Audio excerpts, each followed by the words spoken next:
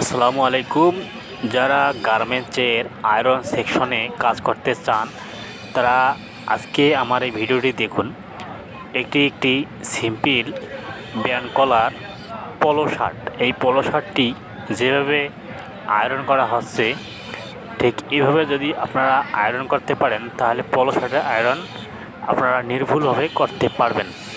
তো পলো শার্টের ক্ষেত্রে আপনারা এই সবসময় পলো শার্ট হোক যে কোনো হোক পোশাক, সেটা হচ্ছে ফরম পার্টে সবসময় আয়রন করতে হয়। ফরম পার্টে আয়রন করার পর ব্যাক পার্টে কিন্তু আয়রন করা দরকার হয় না। তো দেখুন, এই লং স্লিপের হাতা ঠিক এইভাবে আপনারা লম্বালম্বিভাবে আয়রন করে একটা ভাঁজ দিয়ে দেবেন। ভাঁজ দিলে মনে করেন হয়ে গেল আয়রন। তো আয়রন ম্যানের কাজ অনেক সহজ। যারা গার্মেন্টসে আয়রন করতে চান তারা আমার এই ভিডিওটি দেখে আয়রন শিখতে পারবেন। তো আমি আরও নতুন নতুন আয়রন এর কাজ দেখাবো ভিডিওতে।